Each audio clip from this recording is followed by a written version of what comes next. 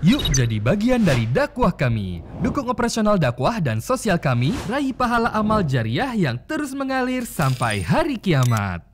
Assalamualaikum warahmatullahi wabarakatuh. Alhamdulillah wassalatu wassalamu ala Rasulillah. Segala puji dan puja kehadirat Allah Subhanahu wa taala, juga salawat dan taslim kepada Nabi besar Muhammad sallallahu alaihi wa ala alihi wa sahbihi wasallam. Saudaraku seiman, bertemu lagi di hari Kamis.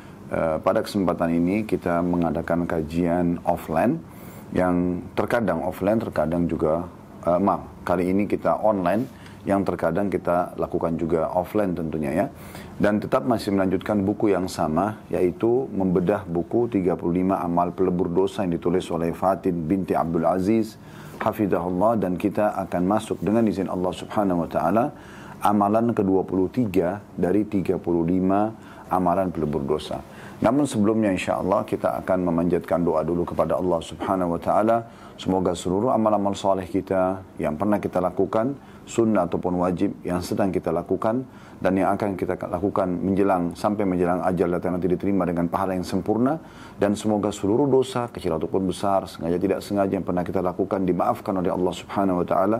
Bahkan kita mohon dengan kemahamurahan Allah agar diganti menjadi pahala. Dan semoga yang mengikuti acara ini, baik itu langsung ataupun siaran ulang, seluruh hajat-hajat dunia dan akhiratnya dikabulkan oleh Allah Subhanahu wa ta'ala. Yang masih sakit semoga disembuhkan penyakitnya, yang terlilit utang semoga dilunasi utangnya, yang dalam keadaan sedih semoga digembirakan, dan apapun yang kira-kira dibutuhkan untuk roda kehidupan di muka bumi ini dan juga keselamatan di akhirat nanti masuk ke surga Firdaus, semoga Allah Subhanahu wa ta'ala kabulkan. Dan kita selalu doakan agar negara kita selalu dalam keadaan tentram, damai, makmur, dan Allah Subhanahu wa ta'ala berikan petunjuk para pemimpin kita untuk menjalankan tugas dengan baik. Dan juga kita dijadikan sebagai masyarakat yang selalu saja gotong royong, saling mendukung dengan pemerintah, dan dalam rangka mempertahankan kemerdekaan, persatuan dan kesatuan kita, serta memakmurkan negara kita sehingga negara kita maju dan menjadi contoh bagi negara-negara yang lain. Dan semoga Allah berikan pertolongan kepada saudara-saudara kita kaum muslimin yang sedang tertindas dimanapun mereka berada, di Syria, di Yaman, di Irak, di Myanmar, di Palestina, khususnya Gaza tentunya, dan wilayah manapun yang memang sedang tertindas. Semoga Allah ikhlaskan niat mereka, terima para syuhada mereka, muliakan Islam di tangan mereka dan tangan kita semua, dan semoga Allah ikut sertakan kita bersama mereka di pahala, baik dengan doa, dengan harta, juga dengan jiwa kita. Dan semoga Allah dengan kemahamurahannya menyatukan kita semua di surga Firdausnya tanpa hisab, semuanya disatukan dalam majlis ilmu yang mulia ini. Allahumma amin. Baik teman-teman sekalian, semoga Allah Subhanahu wa ta'ala ikhlaskan niat kita, dan kita mulai membahas amalan ke-23 dari 35 amal pelebur dosa. Dan saat ini kita akan bahas tentang masalah satu amalan mulia, sujud. Sujud teman-teman sekalian dilakukan dalam beberapa keadaan bagi kaum muslimin. Yang paling sering, dan ini bisa masuk dalam wajib ataupun sunnah, adalah yang dikerjakan dalam sholat. Kalau sujud dalam sholat wajib, maka juga hukumnya wajib. Ya, kalau sholat sunnah, karena semua sholatnya hukumnya sunnah, maka apapun di dalamnya juga berlaku sunnah. Ya. Dan ini adalah amal yang paling sering kita lakukan. Karena sholat wajib aja dalam sehari bisa 5 waktu sholat. Kita sudah tahu subuh, duhur, asar, maghrib, isya. Kemudian juga diikuti dengan sholat-sholat sunnah rawatib. Sholat-sholat sunnah yang mendampingi sholat wajib. Ada yang qobliyah, ada yang ba'diyah. Kemudian juga sholat-sholat sunnah tambahan yang sifatnya sunnah muakkadah, sangat ditekankan, seperti sholat malam, sholat duha, dan ada juga sholat-sholat tambahan tatawu yang seperti tahiyat masjid, sholat taubat, dan sholat-sholat yang lainnya tentunya, yang mungkin butuh bahasan sendiri kalau ingin dirincikan, tapi kita sedang ingin menitik beratkan tentang masalah sujudnya. Nanti akan panjang lebar kita bahas insyaAllah biidnillahi ta'ala tentang masalah apa yang akan dibahas, dimaksudkan oleh penulis dari yang dipaparkan di sini. Kemudian juga ada sujud tilawah. Sujud tilawah dilakukan pada saat seorang muslim atau muslimah, baik dalam sholat atau di luar sholat, kalau terlewat ayat, potongan ayat yang memerintahkan atau menganjurkan kita untuk sujud, maka kita pun sujud. Kalau dalam sholat misalnya, dia lagi baca tentang ayat sujud. Contoh misalnya dalam akhir surah ya, Al-Alaq ya, Iqra bismi rabbikal ladzi khalaq, akhir surahnya Akhir ayatnya itu ada tentang sujud, ya. Kemudian juga ada potongan ayat di dalam surah Al-Hajj, ada juga dalam surah As-Sajdah, dan beberapa ayat-ayat yang lain itu memerintahkan kita untuk sujud. Maka seorang yang sholat sendiri atau berjamaah disunnahkan untuk sujud, kemudian dia kembali bangun lagi, lalu melanjutkan beberapa ayat, baik dari lanjutan surah atau dari ayat-ayat yang lain. Kalau misalnya ayat tilawah itu berada di akhir surah, maka dia boleh melanjutkan dengan surah yang lainnya. Kalau berada di tengah-tengah surah, maka anjuran ulama adalah melanjutkan setelah ayat sajadah itu. Ini dalam sholat. Di luar sholat, sama juga kalau Anda lagi baca Quran, kemudian terlintas ayat tentang sujud, di sini sunnahnya Anda sujud. Tentu boleh saja kalau Anda tidak sujud, karena ini adalah sunnah, ya. Tapi ini jenis sujud yang dianjurkan. Dan sekarang alhamdulillah dengan adanya teknologi, perkembangan di percetakan ya, Al-Quran itu sudah diberikan tanda. Biasanya diberikan garis atau diberikan tanda seperti kubah atau apa saja yang sekarang mungkin cukup banyak orang yang berijtihad ya untuk mempermudah agar umat Islam faham kalau ini adalah ayat tentang sujud, ya. Kemudian yang ketiga adalah sujud syukur. Sujud syukur, ya. Nah, sujud syukur ini nanti akan kita bahas insyaallah panjang lebar biidznillah taala di saat memang kita mendapatkan informasi yang menggembirakan. Apakah itu nikmat ataupun selamat dari musibah, ya. Tapi ulama membatasi sujud syukur ini pada nikmat yang tidak terus-menerus. Kayak misalnya kita tidak perlu sujud syukur dengan oksigen yang setiap saat kita bisa dapatkan, atau cahaya yang setiap saat bisa ditangkap oleh mata kita, atau berfungsinya anggota tubuh kita dan memang kita setiap hari tetap kita syukuri, tapi tidak butuh sujud syukur secara khusus. Tapi kalau nikmat yang jarang terjadi, Anda lulus kuliah, Anda diterima pekerjaan, Anda sembuh dari penyakit, ya, Anda selamat dari satu musibah, bencana misalnya, maka Anda sujud syukur di sini, ya. Nah, sujud tilawah dan sujud syukur, kalau dalam sholat tentu sudah jelas harus ada wudu, ya. Kalau di luar pun tetap anjuran ulama dalam keadaan suci, menghadap kiblat, tutup aurat. Anda sujud tilawah dan juga sujud syukur. Anda sujud tilawah dan sujud syukur. Nanti kita akan lebih panjang lebar bahas tentang masalah ini insyaallah. Baik, ini tentang masalah judulnya. Kita akan masuk teman-teman sekalian, saya akan bacakan dulu apa yang ditulis oleh penulis di sini, baru kemudian kita seperti biasa menjelaskan lebih panjang lebar atau mensyarah lebih panjang lebar tentang masalah ini. Baik, di halaman 69 di amal ke-23 sujud, penulis mengangkat dalil dari Ma'dan bin Abi Talha al-Ya'mari. Dia berkata, saya bertemu Thauban radhiyallahu anhu. Jadi Ma'dan ini seorang tabi'in. Thauban adalah sahabat, pembantu Rasulullah SAW. Kukatakan, kata Ma'dan, tolong beritahu aku sebuah amalan yang aku lakukan agar Allah memasukkan aku ke surga, atau amal perbuatan yang paling dicintai oleh Allah Subhanahu wa Ta'ala. Lalu kemudian Thauban pun terdiam. Di situ dikatakan dia terdiam, maksudnya Thauban, ini nama pembantu Nabi, terdiam. Lalu aku bertanya lagi, tapi dia masih diam. Lalu untuk ketiga kalinya aku bertanya, maka dia menjawab, saya pernah menanyakan hal itu kepada Rasulullah sallallahu alaihi wasallam, maka beliau pun menjawab, "Alaika bi kathratis sujudi lillah, fa innaka la tasjudu lillahi sajdatan illa rafa'aka Allah biha daraja wa hatta 'anka biha khati'ah." Kata Nabi SAW kepada Thauban, dan ini Thauban sampaikan kepada Ma'dan apa yang pernah dia dengarkan dari Nabi SAW. Hendaklah engkau memperbanyak sujud kepada Allah. Kalau ingin masuk surga, ingin dicintai oleh Allah, hendaklah engkau memperbanyak sujud kepada Allah. Karena sesungguhnya tidaklah engkau sujud kepada Allah sekali, kecuali dengannya Allah pasti akan mengangkatmu satu derajat dan menghapus dengannya satu dosa darimu. Ma'dan berkata dari hadits ini, kemudian kutemui Abu Darda radhiyallahu anhu dan kutanyakan kepadanya hal itu. Kemudian dia menjawab padaku seperti jawaban Thauban kepadaku. Hadis ini diriwayatkan oleh Imam Muslim. Dari hadis ini teman-teman sekalian, kita bisa faham bahwasanya sujud adalah sebuah ibadah yang sangat mulia. Terbukti pertanyaan di sini Ma'dan kepada Thauban ya, tentang amalan apa yang paling Allah cintai. Tunjukkan aku amalan yang bisa memasukkanku ke dalam surga. Dan Thauban menjawab sesuai dengan apa yang pernah dia dengarkan langsung dari Nabi SAW pada saat Thauban hidup bersama Nabi SAW di masa hidupnya Nabi SAW, dan menanyakan pertanyaan yang sama. Ya Rasulullah, tolong tunjukkan kepadaku amalan yang amalan ini seperti khusus dia lebih mempermudah aku masuk ke dalam surga. Ya, artinya di antara semua amalan-amalan itu amalan akan membawa ke dalam surga, tapi ada amalan mungkin yang Anda lebih rekomendasikan. Ya, yang aku kalau kerjakan, atau aku akan dicintai oleh Allah Subhanahu Wa Taala, atau dan akan dicintai oleh Allah Subhanahu Wa Taala. Maka Nabi SAW pun menyebutkan hadis ini, ya, bahwasanya kamu harus memperbanyak sujud kepada Allah Subhanahu Wa Taala. Nah ini amalan yang sangat mulia, menunjukkan kedudukan sujud itu sendiri.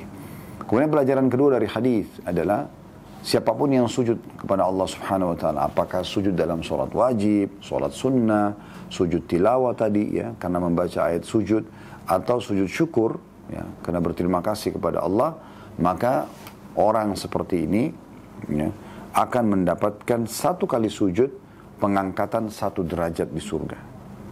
Ini menandakan berarti surga itu punya derajat yang sangat banyak. Anda bisa bayangkan kalau Anda hidup 80 tahun dan anggaplah ya 10 tahun atau 15 tahun masa sebelum balik belum tercatat, tapi setelahnya berarti Anda kalau 80 tahun ada 65 tahun Anda sujud kepada Allah sampai wafat, dan satu sujud bisa mengangkat 1 derajat dan menghapus 1 dosa. Ya, kira-kira berapa banyak derajat yang Anda bisa dapatkan?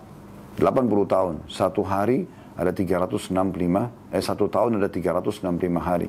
Kalau 1 hari Anda sujud 1 kali saja, dan itu tidak mungkin, karena sholat 5 waktu saja, rakaat pertama 2 kali sujud, rakaat kedua 2 kali sujud. Itu kalau subuh berarti sudah 4 kali sujud. Kalau duhur berarti Anda sujud 8 kali karena 4 rakaat. Berarti sholat wajib di subuh ada 4, di duhur ada 8, sudah 12 sujud.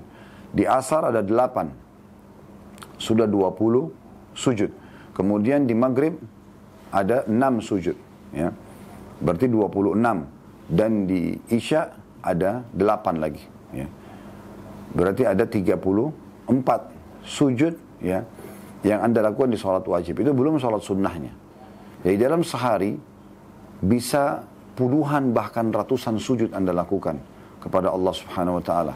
Karena kalau kita bicara misalnya orang sholat duha 4 rakaat aja misalnya, belum sholat qobliyah subuh, belum 2 rakaat, belum qobliyah duhur 4 rakaat, ba'diyah duhur 4 rakaat, qobliyah asar 4 rakaat, qobliyah dan ba'diyah maghrib 2 rakaat, qobliyah dan ba'diyah isya 2 rakaat, belum sholat tahajud yang 11 rakaat. Bisa ratusan sujud Anda lakukan dalam sehari, ya. Itu luar biasa. Berarti Anda punya ratusan derajat di surga yang Anda dinaikkan per harinya. Ini belum kita bicara kalau sujud syukur, belum kalau dia sujud tirawah ya, bisa ratusan intinya. Nah kalau dia dapat ratusan derajat per hari, dikali 365 hari dalam 1 tahun, dikali 80. Anda bisa bayangkan berapa juta derajat yang Anda bisa akan dapatkan di surga. Berarti menandakan teman-teman sekalian, surga ini luar biasa. Derajatnya sangat tinggi. Makanya Nabi SAW wajar membahasakan kepada para sahabat Ridwanullah alaihim satu malam pada saat mereka lagi jalan bersama-sama. Kebetulan langit lagi sangat terang dan bintang gemerlapan seperti biasa kita lihat kalau langit lagi terang dan terlihat bintang-bintang ya. Cahayanya bisa terlihat walaupun mungkin jutaan kilometer dari mata kita atau lokasi kita. Tapi subhanallah kata Nabi SAW begini, apakah kalian lihat bintang-bintang itu? Kata para sahabat, tentu ya Rasulullah. Kata Nabi SAW, demi zat yang jiwaku dalam genggaman yang maksudnya demi Allah, nanti kalian akan melihat dari istana kalian di surga, istana-istana yang lain seperti kalian lihat bintang-bintang itu. Artinya sangat tinggi, jauh, ya.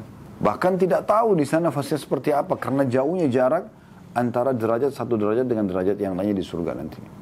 Ya, semoga Allah SWT berikan kita derajat tertinggi. Allahumma amin. Dengan kemahamurahannya. Kalau dengan amal kita mungkin kita tidak mampu, tapi dengan kemahamurahan Allah SWT Allah mampu. Dan saya mohon dengan tulus semoga Allah SWT berikan kita semua derajat tertinggi di surga bagi yang mengikuti acara kita ini live ataupun siaran ulang insya Allah. Allahumma amin. Jadi kata para sahabat, iya Rasulullah, kami lihat. Pada saat Nabi SAW mengatakan, ya, nanti kalian di istana, kalian di surga, kalian akan lihat istana-istana yang lain seperti kalian lihat bintang-bintang itu. Karena jauhnya, jaraknya. Maka kata para sahabat, ya Rasulullah, apakah itu khusus untuk nabi-nabi? Karena jauhnya jarak, kita cuma bisa lihat cahaya saja. Kita tidak tahu seberapa indahnya, seberapa sempurnanya fasilitas di sana nantinya. Maka kata Nabi SAW, tidak, tapi orang-orang saleh dari umatku. Jadi kita bisa dapatkan derajat itu. Semoga Allah SWT berikan. Dengan doa dan berusaha untuk memperbanyak sujud kepada Allah SWT. Memperbanyak amalan-amalan yang mengangkat derajat kita di surga. Seperti misalnya juga membaca Al-Quran dan menghafalnya. Sebagaimana kata Nabi SAW di hari kiamat akan dikatakan kepada para penghafal Al-Quran. Bacalah. Ya, secara tartil sebagaimana pernah kau baca di dunia. Dan setiap satu ayat akan diangkat 1 derajat. Jadi Al-Quran ada 6.000 sekian ayat. Ya. Kalau orang hafal Al-Quran 30 juz, dia disuruh baca nanti.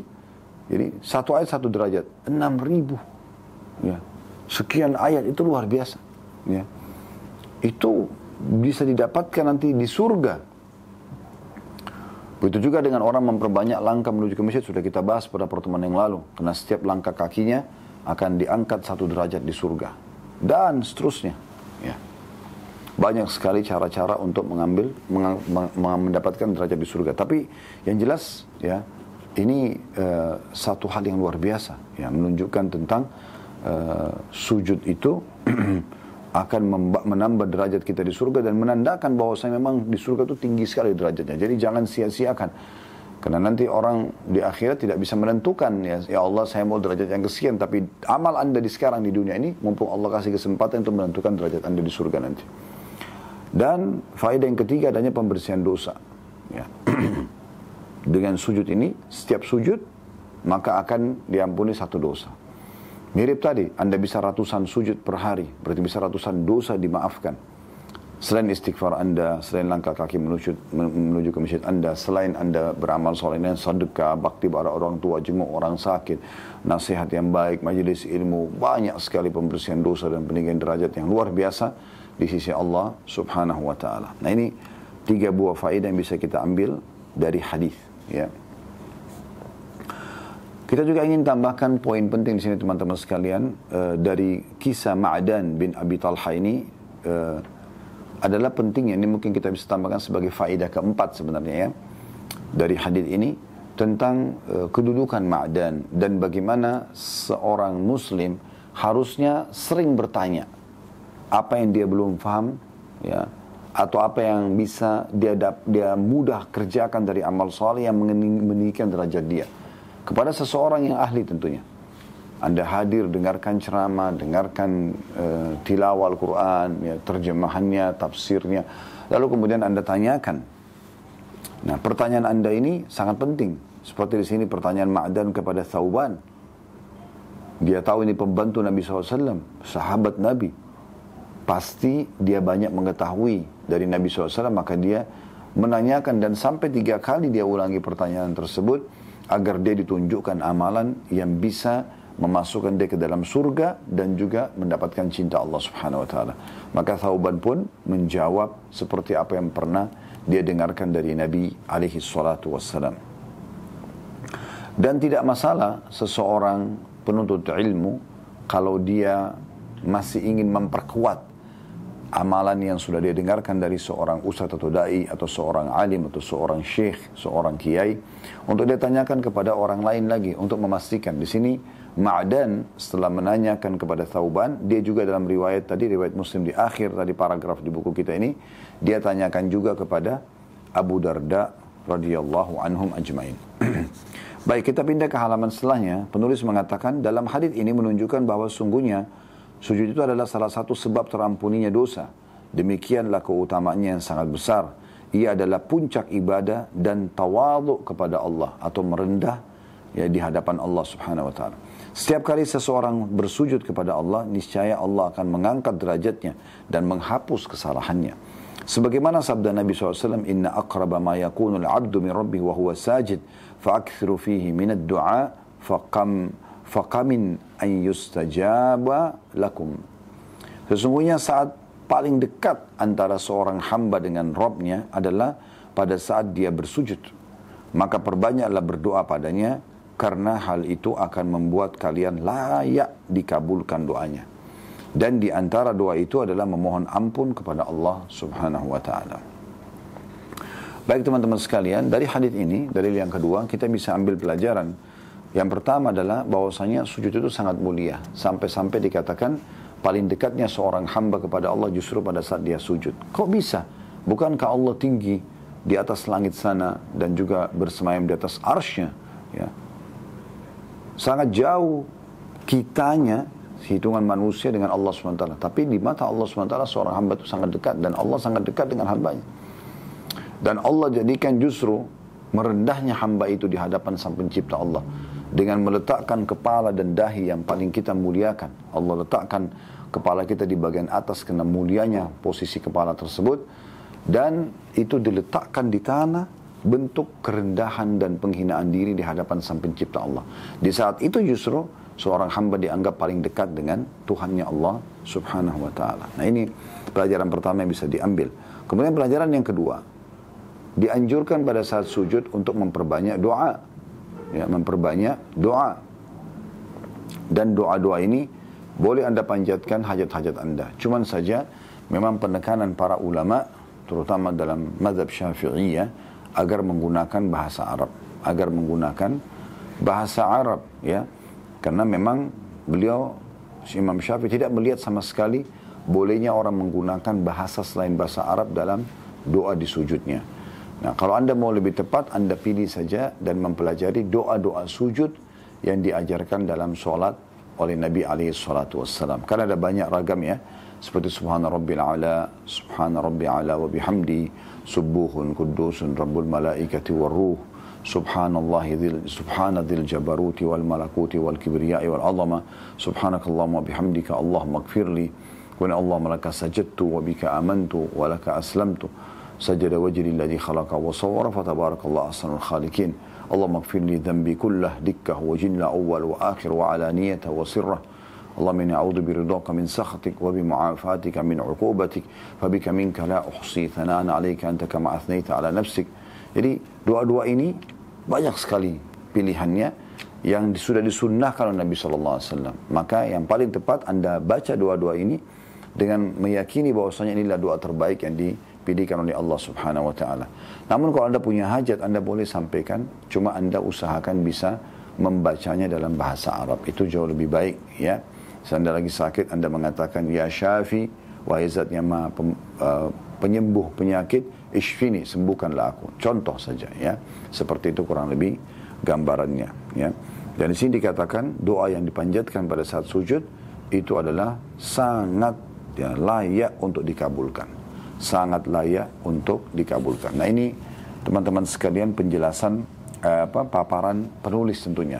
Nah seperti biasa kita tentunya akan masuk kepada syarah lebih jauh, panjang lebar membahas tentang sujud ini ya. Baik.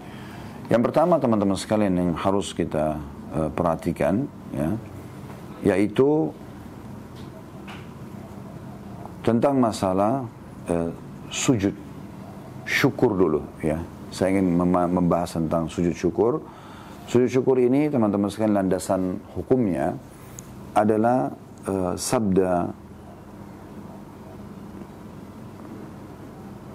ini perkataan Abu Bakrah radhiyallahu anhu, sahabat Nabi, mengatakan anin Nabi sallallahu alaihi wasallam annahu kana idza ja'ahu amrun surur au busyira bihi kharra sajidan syakiran lillah. Abu Bakar menggambarkan radhiyallahu anhu bahwasanya baginda Nabi sallallahu alaihi wasallam bila mendapatkan berita yang menggembirakan atau disampaikan kepadanya berita gembira, maka beliau segera sujud sebagai tanda syukur kepada Allah. Hadis ini diriwayatkan oleh Abu Daud dan disahihkan oleh Syekh Albani. Juga dari hadis Ka'ab bin Malik radhiyallahu anhu yang diriwayatkan oleh Imam Bukhari, di mana ketika beliau ya, diberitahu bahwasanya Ka'ab atau taubat Ka'ab di kasus Ka'ab tidak hadir di perang Tabuk, maka beliau pun tersungkur bersujud kepada Allah Subhanahu wa ta'ala.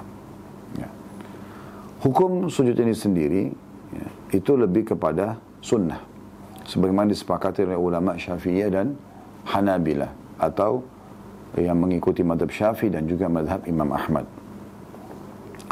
Sujud syukur ini teman-teman sekalian, ya, ketika orang dikaruniai anak, ketika dia lolos dari satu musibah akan menimpa dia, atau ada sesuatu nikmat yang dia rasakan, yang nikmat ini datang kepadanya dan besar, ya. Dia berhasil menikah dengan orang yang dia inginkan, dia berhasil masuk ke dalam satu proyek, ya. Namun ulama Syafi'i dan Hanabilah, ini mayoritasnya mereka mengatakan la yushra' as-sujud listimrari ni'ami li'annaha la tanqati'. Hanya saja tidak disyariatkan untuk disunnahkan sujud syukur karena mendapatkan nikmat yang sifatnya terus-menerus yang tidak pernah terputus. Nah, saya bilang tadi contoh oksigen yang kita hirup misalnya itu tidak membutuhkan untuk ya, sujud syukur secara khusus, ya. Tapi nikmat-nikmat yang memang bukan tiap hari. Tentu kita tetap syukuri, ya, kesehatan yang Allah berikan, kita bisa menghirup oksigen dengan baik, kita bisa makan sampai kenyang, ya, dan seterusnya. Ini kita syukuri. Tapi syukurnya dengan alhamdulillah, kita ucap alhamdulillah, lalu kita gunakan nikmat-nikmat yang ada itu di atas ketaatan kepada Allah, itu iya. Tapi sujudnya itu enggak dilakukan dan tidak disyariatkan atau disunnahkan kalau nikmat itu memang yang rutin kita dapatkan, ya. Tapi sujud ini menyempurnakan kalau nikmat itu memang nikmat yang besar yang mungkin bukan hal yang mudah untuk kita dapatkan, ya, atau bukan sebuah rutinitas yang kita dapatkan. Kalau orang luput dari sujud syukur, Ramli rahimahullah mengatakan wa tafutu sajdatu syukur bitulil fasli bainaha wa baina sababiha. Kalau seandainya seseorang itu sudah terlalu lama kejadian nikmat itu berlalu, maka berarti sudah tidak disyariatkan lagi atau disunnahkan untuk dia sujud syukur. Yang disunnahkan seperti riwayat tadi Abu Bakar, riwayat Abu Daud radhiyallahu anhu, di mana beliau menyampaikan Nabi SAW kalau begitu mendapatkan berita langsung sujud. Nah, di situ, ya, yang ditekankan dalam hadis. Jadi bukan berlalu sebulan, 2 bulan, 1 tahun baru Anda sujud syukur, tidak. Tapi di waktu Anda mendapatkan berita gembira tersebut, Anda langsung sujud syukur. Dan tata caranya adalah dia seperti sujud tilawah. Nah, nanti sujud tilawah sekaligus kita bahas, ya. Sebenarnya sujud tilawah yang tadi saya bilang kalau terlintas ayat tentang sujud. Anda sujud dengan 1 kali sujud saja. Ya, cuman memang dalam keadaan suci, menghadap kiblat, dan bertakbir pada saat mau sujud. Allahu Akbar, sujud, ya. Sekali sujud saja.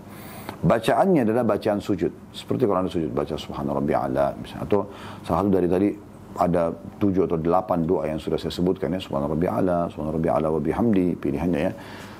Yang pertama Subhana Rabbiyal A'la, yang kedua Subhana Rabbiyal A'la wa bihamdi, Anda bisa baca. Yang ketiga Subuhun Qudusun Rabbul Malaikati war Ruh. Anda bisa baca yang keempat Subhanadzil Jabarut wal Malakut wal Kibriyai wal Azamah. Yang kelima Anda bisa baca Subhanakallahumma bihamdika Allahumma gfirli. Yang keenam Anda bisa baca Allahumma laka sajadtu wa bika amantu wa laka aslamtu sajada wajhi alladhi khalaqahu wa sawwara fa tabarakallahu ahsanul khaliqin. Anda juga bisa, ya, kuatkan kalau Anda mau tambah dengan doa yang tadi Allahumma gfirli dhanbi kulla dikka wujidna awal wa akhir wa alaniyata wa sirrah. Kemudian juga ditambah dengan doa yang lain Allahumma inni a'udhu biridhaka min sakhatik, ditambah dengan doa-doa yang kalau Anda mau baca, ya. Apapun doa Anda mau baca bisa saja. Tapi kalau Anda mau cukupkan dengan bacaan doa sujud bisa, ya. Kemudian, ya Allah, ada tadi tambahan yang ke-8 itu Allahumma inni a'udzu biridhaka min sakhatik wa bi ma'afatika min uqubatik wa bika minka la uhsi thana'an 'alaika anta kama athnayta 'ala nafsik. Ini yang ke-8-nya, ya. Baik, selanjutnya setelah Anda sujud, Anda baca tadi, ya, kemudian Anda bertakbir kembali pada saat bangun, ya. Allahu Akbar, gitu, ya, pada saat bangun dari sujud. Tapi tidak ada salam, tidak ada tasyahud, ya. Tidak ada salam, tidak ada tasyahud. Nah, ini dua-duanya sama, sujud tilawah sama sujud syukur, ya. Dan sujud syukur ini dikerjakan di luar sholat. Kalau sujud tilawah dalam sholat atau di luar sholat, ya, itu bedanya. Kalau sujud syukur karena nikmat ada, kalau sujud tilawah karena ayat tilawah yang ada. Pertama, sujud syukur dikerjakan hanya di luar sholat. Kalau sujud tilawah bisa dalam sholat, kalau pas lewat ayat tentang sujud, dan bisa dikerjakan di luar sholat kalau Anda sedang, ya, tidak sholat, gitu kan. Anda baca ayat Al-Quran tentang sujud, lalu Anda sujud. Ya. Dan sujud syukur dan sujud tilawah ini, itu hukumnya boleh dikerjakan walaupun di waktu yang terlarang. Ya. Walaupun di waktu yang terlarang. Ya. Jadi kita misalnya, kan habis asar ya, tidak ada sholat sunnah. Kemudian habis subuh tidak ada sholat sunnah, dilarang oleh Nabi SAW karena iblis sedang mengeluarkan tanduknya dan para pengikutnya sedang menyembahnya, gitu kan. Makanya tidak ada ba'diyah subuh, tidak ada ba'diyah asar. Dua waktu ini kena dilarang untuk sholat, teman-teman sekalian. Tapi sujud boleh, sujud syukur atau sujud tilawah. Kenapa? Karena dia, kata para ulama, bukan sholat. Yang dilarang adalah sholat, tapi sujud ini boleh saja. Nah, ini berhubungan dengan masalah sujud syukur dan sujud tilawah. Sekarang kita masuk kepada sujud sholat. Nah, di sini teman-teman sekalian, sabda Nabi SAW tadi yang diangkat oleh penulis, yang dikatakan alaika bikathratis sujud, ya, itu masuk dalamnya sujud sholat wajib dan sholat sunnah. Tetapi sebagian ulama lebih menekankan sholat wajib sudah jelas, itu bukan pilihan. Tapi yang ditekankan adalah sholat sunnah. Karena sebenarnya sholat wajib bukan opsional, dia harus Anda kerjakan. Tapi sholat sunnah ini opsional, pilihan. Maka sebagian ulama mengatakan hadis tadi yang disebutkan oleh Thauban radhiyallahu anhu, Nabi SAW mengatakan kepadanya untuk masuk ke dalam surga dan juga untuk mendapatkan cinta Allah, alaika bikathratis sujud, ya. Maka perbanyak sujud, dimaksud adalah sholat sunnah di sini. Ada pendapat ulama yang mengatakan sholat sunnah. Tentu sholat wajib masuk dalamnya sujud-sujudnya, tetapi itu memang kewajiban. Kita bicara sekarang alaika bikathrah, kata Nabi SAW, kamu harus perbanyak sujud. Di sini bahasa kathrah itu arahnya kepada perbanyak sholat sunnah. Karena yang boleh diperbanyak sholat sunnah. Kalau sholat wajib tidak diperbanyak, sudah ditentukan waktunya, ditentukan jumlahnya, nggak bisa kita tambah. Tapi kalau kayak sholat duha misalnya, Anda bisa 2 rakaat, Anda bisa 4 rakaat, Anda bisa 8 rakaat. Bahkan ulama mengatakan tidak ada batas dalam sholat duha. Sholat malam misalnya, sholat tahajud, Anda boleh 2 rakaat, Anda itu jumlah minimal, bisa lebih daripada itu terserah. Yang Nabi SAW kerjakan biasa sampai 11 rakaat gabungan antara tahajud dengan sholat witirnya misalnya. Anda bisa sholat taubat, Anda bisa ini dan itu, ya. Banyak yang bisa dikerjakan tentunya. Nah, jadi di sini lebih arahnya kepada sholat sunnah, ya. Tentu sholat wajib sebagaimana saya ulangi dan akan saya ingatkan lagi, itu sudah bukan pilihan, berarti sudah masuk secara otomatis, ya. Tinggal yang dimaksud dengan kathrah, memperbanyak, adalah sholat sunnahnya. Baik, sholat sunnah ini teman-teman sekalian banyak sekali manfaatnya. Jadi kita berharap tentunya dengan bahasan kita ini, jangan lagi ada yang mengatakan, kenapa Bapak Ibu nggak sholat sunnah, nggak sholat duha? Kan cuman sunnah. Kenapa Bapak Ibu nggak sholat tahajud? Kan cuman sunnah. Ya, selalu bahasanya kan cuma sunnah. Karena mengatakan sunnah dan definisi yang dia fahami sunnah dalam fikih, ya, itu adalah mengerjakannya dapat pahala, ditinggalkan tidak berdosa.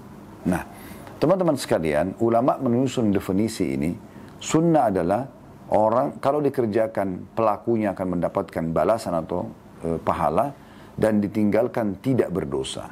Kenapa ulama mendahulukan di sini potongan pertamanya mengerjakannya dapat pahala? Agar kita memprioritaskan mengerjakannya. Walaupun kalau ditinggalkan tidak berdosa. Kenapa Anda pilih potongan keduanya? Kenapa Anda malah milih, oh kan tidak berdosa. Tapi Anda lupa potongan definisi pertama, mengerjakannya dapat pahala. Kenapa bukan ini yang Anda kejar? Kenapa yang potongan kedua Anda kejar? Kan sayang sekali. Berarti kalau Anda mengatakan, kan sunnah kalau ditinggalkan tidak berdosa. Kan begitu bahasanya. Nah di sini seakan-akan Anda mengatakan, ya sudah saya tidak mau pahalanya kok. Karena definisi sunnah adalah mengerjakan dapat pahala. Meninggalkannya tidak berdosa, gitu kan? Berarti harus kita dahulukan memilih mengerjakannya dulu.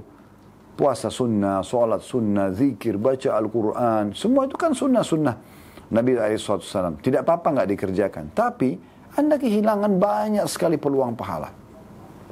Ya, jadi mulai sekarang jangan Anda milah-milah, gitu kan? Oh, jadi kan karena sunnah tidak usah saya kerjakan. Tidak, sunnah juga termasuk perintah agama.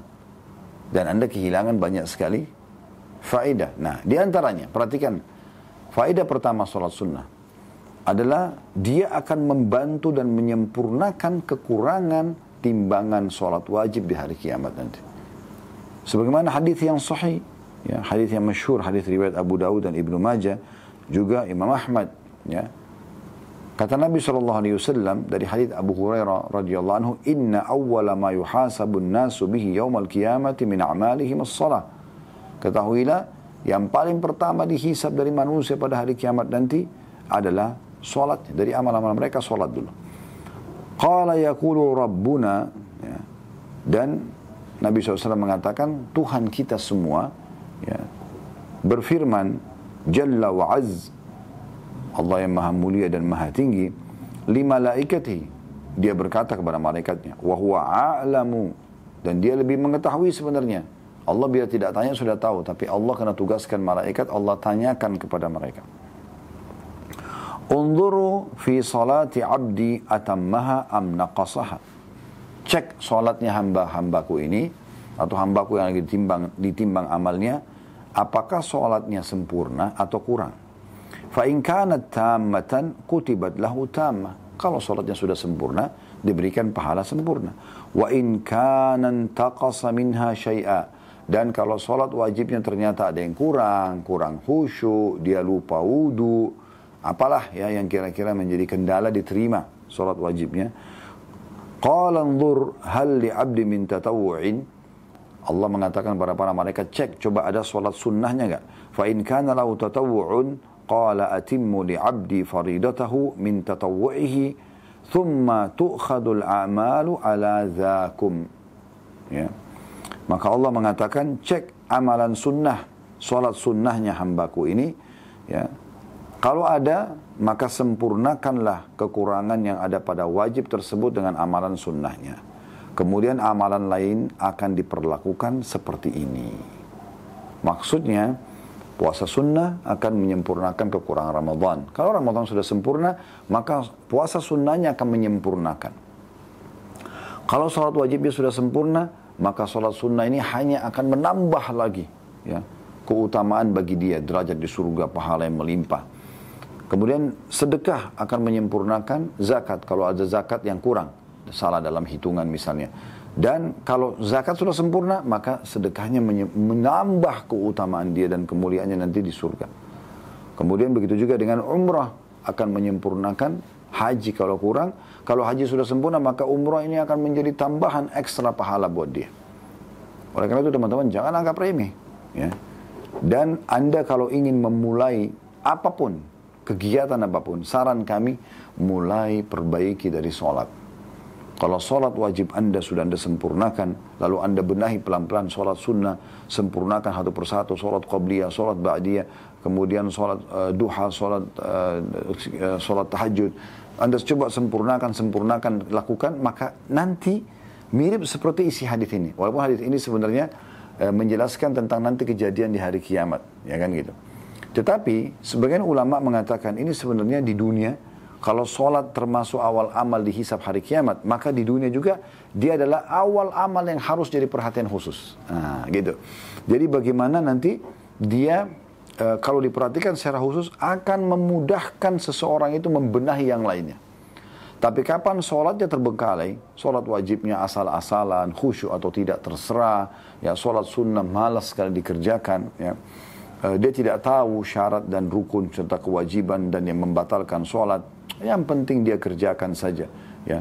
Atau dia kerjakan kapan dia mau misalnya. Maka ini, ya, kita akan temukan di kehidupan dia seluruhnya juga tidak akan teratur dengan rapi. Nah ini poin penting teman-teman sekalian. Kemudian sholat sunnah juga ini, ya, akan mengampuni dosa.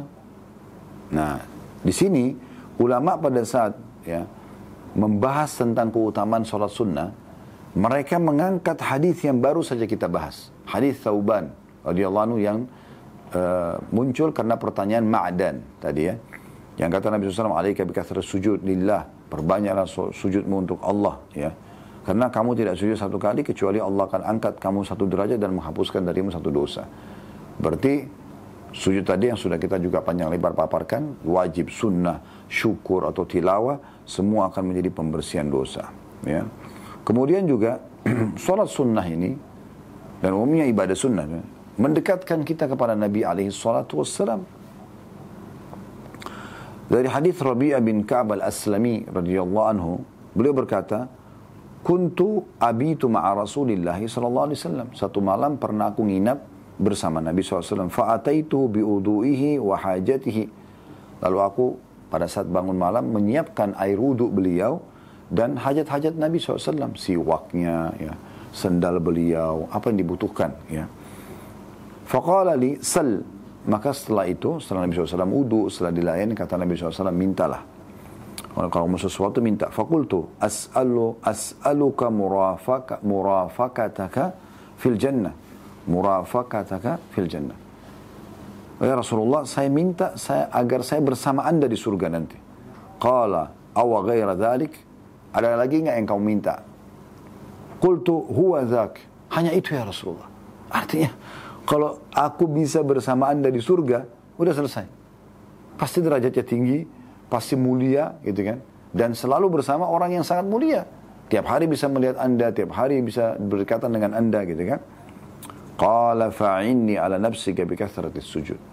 Kalau gitu, tolong aku agar bisa memenuhi hajatmu itu dengan memperbanyak sujud. Nah, sujud tadi, sujud salat wajib, salat sunnah, sujud syukur, sujud tilawah yang sudah kita panjang lebar paparkan. Dan hadis ini hadis sahih diriwayatkan oleh Imam Muslim. Kemudian juga teman-teman sekalian, ya, dia akan mendatangkan cinta Allah Subhanahu wa taala, ya. Cinta Allah Subhanahu wa taala, dan dia akan menjadi orang-orang pilihan Allah Subhanahu wa taala. Ya. Hadis yang masyhur, hadis ini hadis yang sahih riwayat Bukhari yang berbunyi dari Abu Hurairah radhiyallahu anhu bahwasanya Nabi sallallahu alaihi wasallam mengatakan, "Innallaha qal," sesungguhnya Allah berfirman, "Man 'ada li waliyan faqad adantu bil harb." Siapa yang menyakiti waliku, orang yang dekat denganku, ya, orang-orang mukmin, mukminah disakiti, maka aku telah iklankan perang kepada orang tersebut. Wa ma taqarraba ilayya 'abdi bi syai'in ahabbu ilayya mimma aftaradtuhu alaih. Dan ketahuilah, kata Allah SWT, tidak ada satupun amalan yang lebih aku cintai dari yang dikerjakan hambaku dari apa yang aku wajibkan kepadanya. Maksudnya yang paling Allah cintai adalah amal wajib. Oleh karena itu teman-teman sekalian, sholat wajib, puasa Ramadan, zakat, haji ini harus dikerjakan sesempurna mungkin, sebaik mungkin. Ya, betul-betul dijaga kualitasnya, ya, disempurnakan kuantitasnya sesuai dengan syariat Allah Subhanahu Wa Taala. Karena ini yang paling dicintai oleh Allah Subhanahu Wa Taala. Setelah itu kata Allah, wa ma yazalu abdi yataqarrabu ilai bin nawafil hatta uhibbu. Dan terus saja seorang hamba atau hambaku mendekatkan diri kepadaku dengan amal-amal sunnah, sholat sunnah, puasa sunnah, zikir, baca Quran, apa saja, sampai aku mencintainya. Berarti kan mendatangkan cinta Allah SWT. Ya. Faida ahbabtuhu, dan kalau aku sudah mencintai hamba tersebut, kuntu sam'ahu ladhi yasma'u bihi. Saya akan jaga pendengaran dia gunakan untuk mendengar, tidak akan mendengar yang haram lagi. Dia akan dengar selalu yang baik-baik saja. Wa basarahu alladhi yubsiru bihi, dan aku akan jaga penglihatan yang digunakan untuk melihat. Wa yadahu allati yabtushu biha, dan juga akan aku jaga tangannya yang digunakan untuk menjama. Wa rijlahu allati yamshi biha, dan kaki yang digunakan untuk melangkah. Wa in sa'alani la'ataitu la'utiyanna. Kalau dia minta padaku setelah dia kerjakan yang wajib, dia kerjakan yang sunnah ini, aku akan kasih. Wala in ista'adzani lawidhanna. Kalau dia minta tolong, pasti aku akan tolong. Nah, ini luar biasa ya. Manfaat daripada sholat sunnah bisa menjadikan kita sebagai wali Allah Subhanahu wa taala. Ya. Jadi teman-teman sekalian, jangan sia-siakan. Ya, ini kesempatan emas kita untuk selalu menjaga amalan sujud ini, dan sudah kita paparkan panjang lebar tadi tentang masalah sujud. Baik, saya akan coba bacakan pertanyaan yang sudah masuk. Ya. Yang pertama dari seorang laki-laki, ini Masya Allah 12 tahun ya, di Jakarta Barat, seorang pelajar bernama Syahmi. Setelah salam, Waalaikumsalam warahmatullahi wabarakatuh, izin bertanya Ustaz, apa hukumnya sujud sahwi? Karena waktu itu saya lupa rakaat sholat. Syukran jazakallah khair. Oh Masya Allah, ini saya diingatkan ya. Ya, ada sujud lain juga namanya sujud sahwi. Sahwi artinya kelalaian. Nah, sujud sahwi ini teman-teman sekalian, kalau Anda lewat dari sholat, misalnya 1 rakaat ke rakaat yang setelahnya. Contoh, di rakaat pertama Anda ternyata cuma sujud 1 kali. Anda pikir sudah 2 kali. Kemudian di rakaat ketiga Anda baru ingat, seperti tadi baru 1 kali sujud ya. Tapi sudah lewat dari rakaat pertama ya. Kalau Anda ingat pas ya, Anda baru mau berdiri ke rakaat yang kedua, Anda sujud dulu. Tetapi kalau Anda ingatnya justru setelah lewat, apalagi kalau setelah salam, ini ada hukum sujud sahwi. Nah, kalau kelalaian dalam sholat diingat dalam sholat, maka sujud sahwinya sebelum salam. Sujud sahwinya sebelum salam. Dan sujud sahwi ini dikerjakan 2 kali. 2 kali sujud ya. Dan bacanya bisa dibacaan bacaan sholat, bacaan sujud maksud saya. Tadi sudah kita sebutkan jenis-jenis bacaan sujud ya. Kalau Anda ingatnya setelah salam, misalnya Anda sudah salam, baru Anda tahu, oh ternyata tadi rakaatnya ada yang lupa. Apakah Anda jadi imam diingatkan oleh makmum atau tiba-tiba Anda ingat sendiri. Dan ini pernah terjadi di masa Nabi SAW. Pernah beliau sholat, kalau tidak salah sholat asar waktu itu. Beliau salam di rakaat kedua. Dan tradisi Nabi SAW, kebiasaan beliau, habis sholat beliau zikir, habis zikir beliau berdiri, menunggu di pintu masjid, siapa tahu ada sahabat yang butuh untuk bertanya atau punya hajat yang beliau akan penuhi. Ada seorang sahabat menemui Nabi SAW selepas beliau zikir di pintu masjid, lalu kemudian mengatakan, ya Rasulullah, apakah ya turun ayat mengembalikan sholat ke rakaat yang pertama? Maksudnya apa?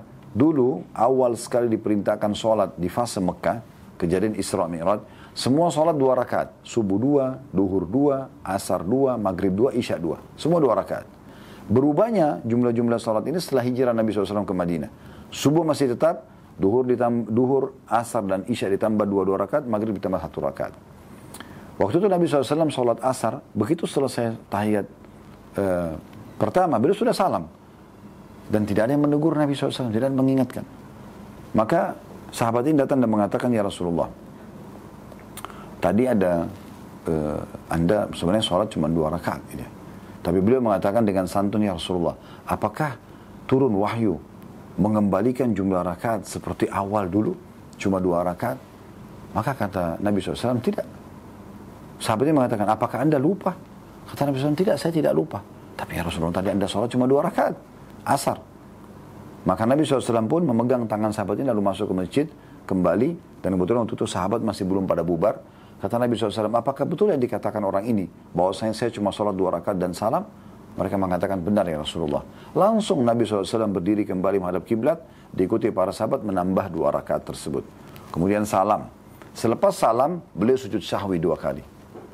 Tanpa salam lagi. Kenapa? Karena ingatnya setelah salam. Salam sholat maksudnya. Jadi kalau Anda ingat di dalam sholat, sebelum salam sholat, maka sujudnya sebelum salam sholat itu. Sujud 2 kali, kemudian baru Anda salam sholat. Tapi kalau Anda ingatnya setelah salam sholat, maka sujud sahwinya juga setelah salam tersebut. Ya, Allahu a'lam. Selanjutnya dari hamba Allah, setelah salam, waalaikumsalam warahmatullahi wabarakatuh. Ustaz, apakah sholat wajib yang dulu tidak dilaksanakan, apa bisa diganti? Semoga Ustaz selalu diberi kesehatan dan kelancaran. Terima kasih. Ini butuh rincian. Kalau Anda meninggalkan sholat tersebut karena lupa, itu kasus pertama, maka dikerjakan kapan ingat. Karena kata Nabi SAW, siapa yang lupa sholat, maka dia kerjakan kapan dia ingat. Misal, Anda baru ingat sekarang, oh 2 hari yang lalu saya belum sholat isya. Misal. Baru ingat sekarang, saya ketiduran selepas habis maghrib saya ketiduran. Saya bangunnya sudah menjelang subuh, saya pikir saya sudah sholat isya. Berjalanlah hari pertama, besoknya. Hari kedua sekarang Anda baru ingat. Maka Anda kerjakan sekarang, walaupun sekarang ini waktu duhur misalnya. Anda kerjakan sholat isya karena ingat pada saat itu. Ini yang kasus pertama. Kasus yang kedua adalah, kalau ada orang yang ketiduran. atau punya uzur, misalnya terjadi bencana alam, terjadi peperangan, tidak memungkinkan dia untuk sholat di waktunya. Seperti contoh, waktu terjadi perang Khandaq, di hari terakhir penyerangan orang-orang pasukan Ahzab ke Madinah, itu mereka tidak berhenti menyerang sehari penuh.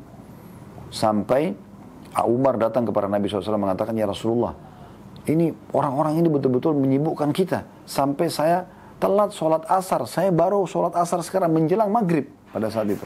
Atau sudah masuk waktu maghrib. Jadi menjelang maghrib beliau sudah sholat asar. Beliau kemudian masuk waktu maghrib. Kata Nabi SAW, saya saja belum sempat sholat, hai Umar. Karena keadaan genting. Gak memungkinkan, gak tahu harus bagaimana. Nah ini keadaannya beda. Gitu kan? Juga Nabi SAW pernah bersabda kepada para sahabat, siapa yang mengaku beriman kepada Allah dan hari akhir, maka jangan ada yang sholat asar kecuali di pemukiman suku Quraidah setelah perang Ahzab tadi.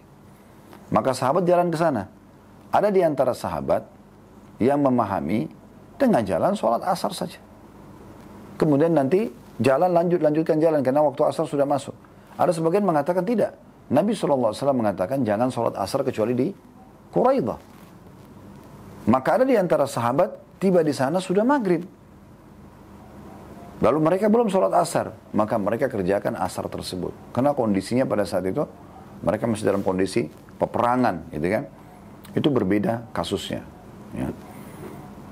Kemudian kasus yang ketiga adalah kalau seseorang, ini khusus kalau wanita ya, masuk waktu sholat, misal haid ya, duhur misalnya, hari ini misalnya contoh, duhur misalnya, anggaplah jam 12, kita bulatin ya. 12 kurang seperempat, kurang 20 menit. Tapi kita ambil misalnya jam 12 siang duhur. Wanita ini sampai jam 12 masuk waktu duhur, dia belum haid. Namun dia tidak langsung sholat. Dia sholatnya nanti jam 2. Pas dia mau sholat jam 2, darah haidnya keluar. Di sini dia punya kewajiban untuk membayar duhur itu. Kenapa? Karena dia sebenarnya punya kewajiban mengerjakannya. Belum masuk haid, kecuali haidnya, darah haid keluar sebelum azan duhur. Nah itu lain kasusnya. Ya. Kasus yang keempat, ini mirip dengan kasus yang ketiga. Kemarin subhanallah ada yang tanyakan kepada saya, Ustadz apa hukumnya istri saya nifas setelah melahirkan. Nah,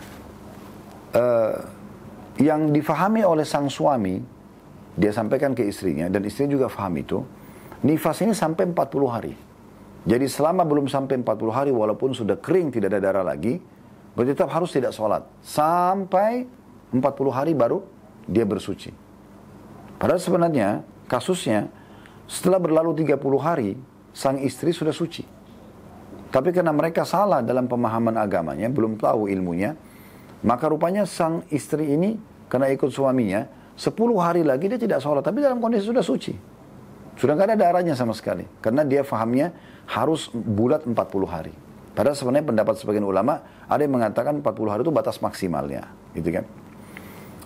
Maka ditanyakan kepada saya, kira-kira bagaimana? Saya baru tahu ini, ternyata begitu suci, sudah tidak ada darah, mandi dan sholat. Gitu kan. Ini pas terjadi di hari ke-30. Sekarang istri saya ada 10 hari nggak sholat. Ini bagaimana hukumnya? Saya lalu memastikan hukum ini kepada Dr. Ziyad Abbadi hafizahullah. Beliau pakar hadis di Jordan. Saya tanyakan melalui via suara, ini hukumnya gimana nih? Kata beliau, semoga Allah berikan hidayah si penanya.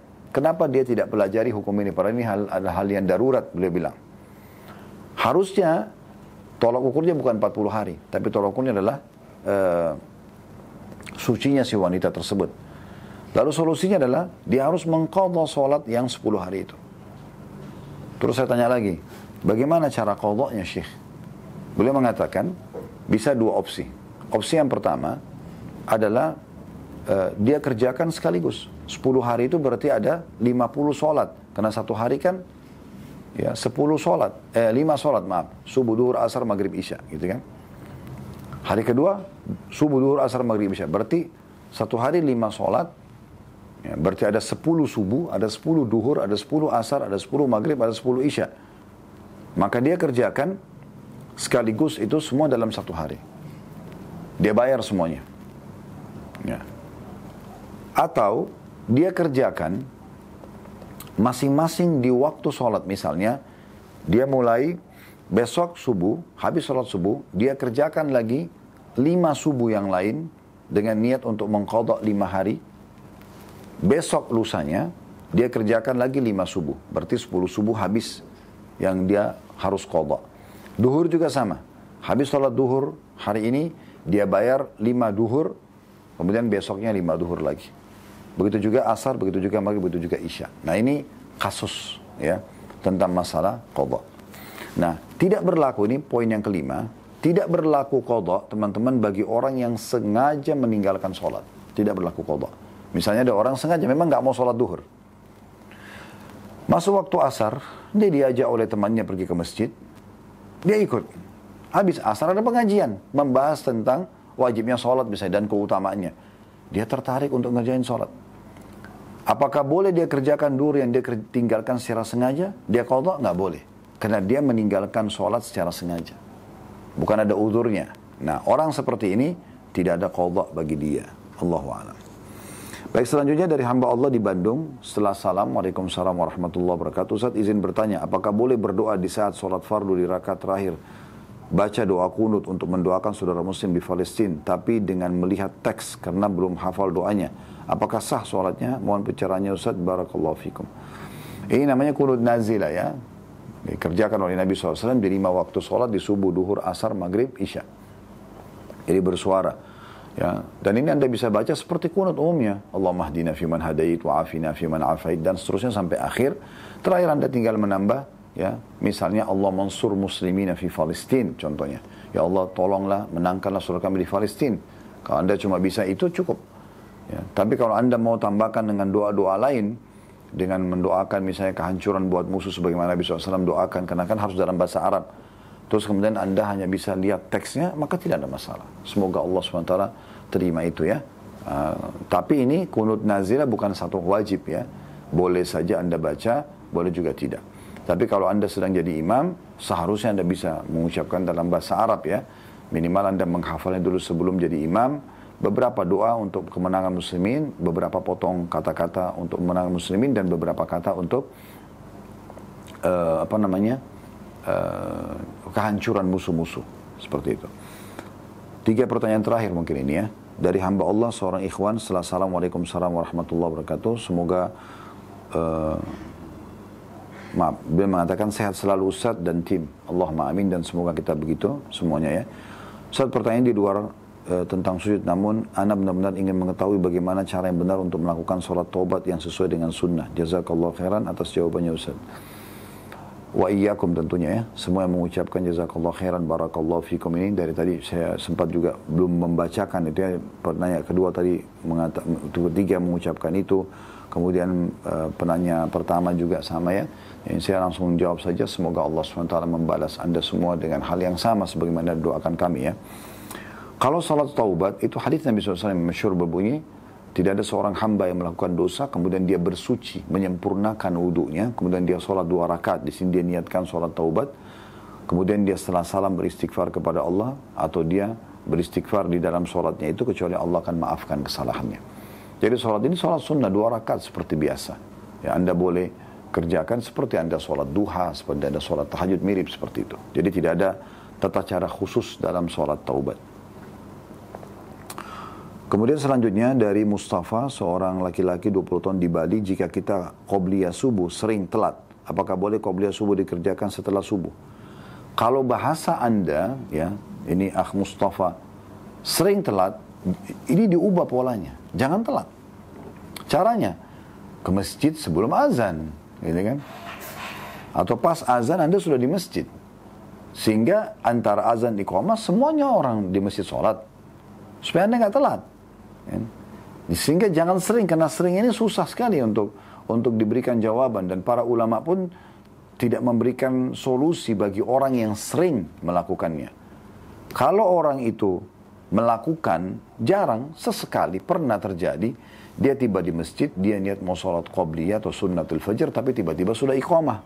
Apakah boleh dia kerjakan setelah sholat subuh? Boleh. Tapi bukan rutinitas. Bukan selalu telat setiap hari gitu ya. Tapi sesekali, nggak ada masalah.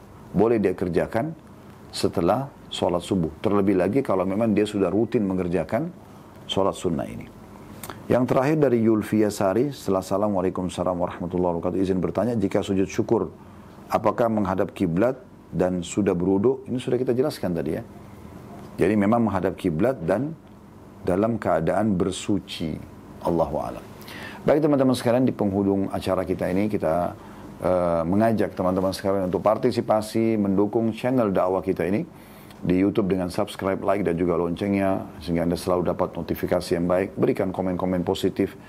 Ya, begitu juga teman-teman di Instagram, di Facebook, di TikTok, follow, sebarluaskan flyer dakwah, ajak mereka, teman-teman, kerabat, siapapun yang ada di grup, yang di WA kita atau di medsos kita, ajak mereka, sebarluaskan flyer di medsos Anda. Mungkin ada 1-2 orang yang ikut mendengarkan ceramah lalu dapat hidayah, Anda akan dapat pahalanya. Kata Nabi SAW kepada Ali bin Abi Thalib radhiyallahu anhu, sesungguhnya hai Ali, kalau ada 1 orang mendapatkan petunjuk karena kamu dapat hidayah, maka itu lebih baik daripada unta merah. Maksudnya sesuatu yang sangat dicukai orang di masa itu. Harta paling mahal bagi mereka adalah unta merah. Lebih daripada itu, kita juga akan mendapatkan pahala orang itu selama dia atau semenjak dia taubat dan dia atau mengerjakan amal soleh tersebut, ya, maka kita akan panen pahala dia. Jadi ini satu poin yang sangat baik ya, dan di media kita tahu tentu cukup banyak orang-orang yang menyebarkan kemaksiatan, kemungkaran, kebatilan, dan kita harus menggunakan media ini justru untuk kebaikan. Sebagaimana Allah SWT berfirman dalam surah Al-Maidah surah nomor 5 ayat 2, wa ta'awanu 'alal birri wat taqwa. Saling dukung-mendukung dalam kebaikan dan ketakwaan.